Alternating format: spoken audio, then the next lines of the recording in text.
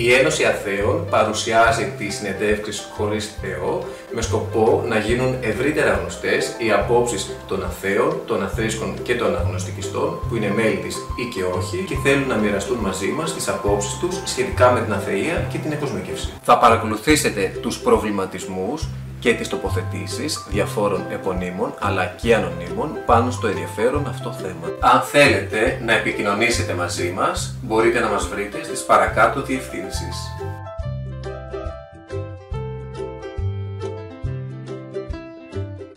Γεια σας, σήμερα έχουμε τη μεγάλη χαρά και την τιμή να βρισκόμαστε στο Venice School of Art και να φιλοξενούμαστε από την διευθύντρια της σχολής, την κυρία Μαρία Βέλιου. Γεια σας κυρία Βέλιου, ευχαριστούμε πάρα πολύ. Γεια σας και εγώ ευχαριστώ, μου είναι πολύ ευχάριστη η παρουσία σας. Είστε ενεργό μέλος της Ένωσης. Τι σας όθησε να γίνετε ενεργό μέλος της Ένωσης Αθέων? Πιστεύω ότι είναι σημαντικό να υπάρχει μια οργάνωση η οποία υπενθυμίζει πράγματα που αρκετοί άνθρωποι σκέφτονται, αλλά πολλοί έχουν την τάση να ξεχνούν. Όπως ας πούμε το θέμα το πολύ σοβαρό του διαχωρισμού κράτους και εκκλησίας.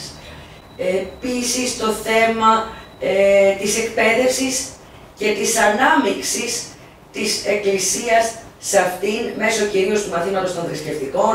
Είμαστε κατά το Σύνταγμα μια χώρα ανεξίθρησκη, αλλά στα δικαστήρια μας, στα σχολεία μας, στα νοσοκομεία μας πολλές φορές υπάρχουν θρησκευτικά σύμβολα. Λοιπόν, όλα αυτά τα θέματα είναι καλό κάποιος να τα θυμίζει και βεβαίως κάποιος να υποστηρίζει και ανθρώπους που νιώθουν ότι παραβιάζονται τα δικαιώματά τους, είτε αυτοί οι άνθρωποι ανήκουν σε κάποια άλλη από την κρατούσα θρησκεία, είτε είναι άνθρωποι οι οποίοι είναι άθεοι, άθρησκοι κτλ. Εσείς ως εκπαιδευτικός και ως διευθύντρια του εκπαιδευτικού ομίλου Venice School of Art, επιτρέπετε να υπάρχουν αναρτημένα εικονίσματα, σταυροί, όπως σε άλλες ιδιωτικές σχολές ή στα δημόσια σχολεία? Νομίζω ότι είναι αρκετά σημαντικό το ποσοστό των αθέων ή έστω αγνωστικιστών μεταξύ τόσο των φοιτητών μας όσο και του εκπαιδευτικού μας προσωπικού. Το τι φέρει ο καθένας επάνω του είναι κάτι διαφορετικό, είναι δικό του θέμα. Θεωρείτε ότι η εκπαίδευση στα σχολεία είναι σωστή, στα δημόσια σχολεία κυρίως, που το μάθημα των θρησκευτικών έχει αυτό τον χαρακτήρα, τον ομολογιακό, ή πιστεύετε ότι θα έπρεπε να είναι πιο ανεξάρτητο? Οπωσδήποτε ο ομολογιακός χαρακτήρας είναι λάθος. Βάζει το παιδί στα αγνά, τα παρθένα μυαλά των μικρών παιδιών, ας πούμε, κάποιες πολύ συγκεκριμένες ιδέες. Δεύτερον, παραβιάζει βέβαια τα δικαιώματα παιδιών τα οποία είτε είναι αλλόθρησκα είτε προέρχονται από οικογένειες που δεν είναι θρησκευόμενες, ας πούμε. Πώς θα κρίνατε το γεγονός ότι το Υπουργείο Παιδείας είναι θρησκευμάτων και έρευνας? Πιστεύετε ότι υπάρχει κάτι οξύμορο σε αυτό? Τα θρησκευτικά με την παιδεία σε ένα κοσμικό κράτος και πολύ περισσότερο με την έρευνα βέβαια δεν έχουν και μεγάλη σχέση. Οι πιστοί πολύ συχνά μιλούν για την ψυχή. Εσείς τι ορισμό θα δίνετε για την ψυχή?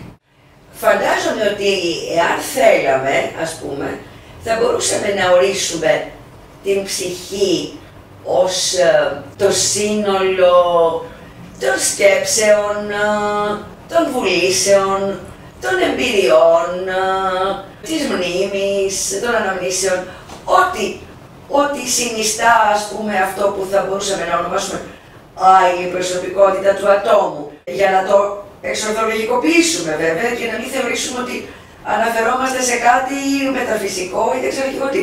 Αλλά επειδή αυτό βέβαια είναι πάρα πολύ δύσκολο στην πράξη καμιά φορά, όταν θέλουμε να μιλήσουμε έτσι λίγο πιο ποιητικά, συμβατικά θεωρώ και αποδέχομαι ότι χρησιμοποιούμε τον όρο ψυχή, αλλά το να πιστεύουμε ότι υπάρχει κάτι το οποίο είναι ανεξάρτητο από το ανθρώπινο σώμα, το οποίο προϋπάρχει του ανθρώπινου σώματος και το οποίο θα συνεχίσει να υπάρχει αυτούσιο έτσι ακριβώς όπως είναι και μετά τον φυσικό θάνατο του σώματος και το οποίο κάποια στιγμή μάλιστα θα μεταφερθεί σε ένα άλλο σώμα ή θα γίνει αθάνατο, ξέρω εγώ, αυτά δεν. Ποια είναι η άποψή σας για τον υπιοβαπτισμό? Εννοείται ότι τώρα όταν συζητάτε με έναν άνθρωπο ο οποίος απορρίπτει τη βάπτιση ούτως ή άλλως, τι παραπάνω θα μπορούσα να πω και διαφορετικό για τον ήπιο βαπτισμό. Πολλοί θεωρούν ότι είναι μια κοινωνική σύμβαση, το κάνουν σαν παράδοση. Εσείς θα γινόσασταν νονά αν σας είδαγε κάποιος φίλος σας ο οποίος είναι άφρισκος και το κάνει για κοινωνική σύμβαση? Εγώ έχω γίνει νονά κάμποσες φορές, έχω γίνει στο παρελθόν, πριν καταλήξω στην αθεία ως συνειδητή επιλογή. Γιατί δεν μπορώ να πω ότι υπήρξα ποτέ με ιδιαίτερα θρησκευόμενο άτομο, ούτε μεγάλωσα σε θρησκευόμενη οικογένεια. Αλλά το αντιμετώπιζα περίπου όπως το λέτε. Από τη στιγμή όμως που έγινα συνειδητοποιημένη, έπαψα και να πηγαίνω στην εκκλησία όσο γίνεται. Δηλαδή προσπαθώ να το αποφεύγω. Πρέπει να είναι πολύ δικός μου άνθρωπος, να μην μπορώ να κάνω αλλιώς για να πάω σε γάμο και να καθίσω μέσα στην εκκλησία. Αλλιώς κάθομαι, ξέρω εγώ, στην άκρη, κάθομαι έξω. Υπάρχουν κάποια θέματα ταμπού στην ελληνική επικράτεια. Ας πούμε η ευθανασία και η καύση των νεκρών. Η ευθανασία είναι ένα πάρα πολύ λεπτό ζήτημα. Δεν θα ήθελα προσωπικά να το αντιμετωπίσω επικόλια.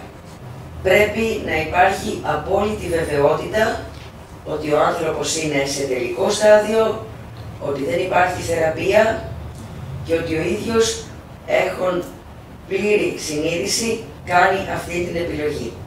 Ως δικαίωμα, πιστεύω ότι πρέπει να υπάρχει. Όσον αφορά την καύση των νεκρών, νομίζω ότι θα έπρεπε να είναι κυρίαρχη επιλογή για όλους μας. Μια μερίδα των κληρικών, είτε στην Ελλάδα είτε στο εξωτερικό, διάκριται κατά των μειονοτήτων με πολύ άσχημο κακοποιητικό λόγο. Πιστεύετε ότι αυτό θα έπρεπε να σταματήσει με κάποιο νόμο, με ποινικοποίηση της ρητορικής μίσους? Υπάρχει η ποινικοποίηση από τον αντιρατσιστικό νόμο πλέον, αλλά πιστεύω ότι αυτός που θα έπρεπε να το σταματήσει πρώτα απ' όλα είναι η ίδια η Εκκλησία. Διότι εάν θέλει να λέει ότι διδάσκει την αγάπη, εάν θέλει να λέει ότι έχει ανοιχτή αγκαλιά για όλους τους ανθρώπους, και αν επίσης θέλει να λέει, όπως είναι και από τα κύρια διδάγματα του χριστιανισμού, ότι δίνει μεγάλη αξία στη μετάνοια, τότε αυτό ακυρώνεται. Εσείς σε ποιον άξονα θα ευχόσασταν να κινηθεί ο κόσμος ιδεολογικά στο μέλλον και πρακτικά? Αν θα είχα κάτι να ευχηθώ για το μέλλον, θα ήταν δύο πράγματα. Περίσκεψη και αγάπη. Αγάπη τέτοια που σε κάνει κάθε φορά που έχεις έναν άνθρωπο απέναντί σου ή που σκέφτεσαι και αναλογίζεσαι πώς θα συμπεριφερθείς σε έναν άνθρωπο, να αναλογιστείς τι θα ήθελε ο ίδιος. Ζήσε και άσε τους άλλους να ζήσουν. Κυρία Βελίου, σας ευχαριστώ πάρα πολύ για την ενδιαφέρουσα συνέντευξη που μας δώσατε. Και εγώ σας ευχαριστώ.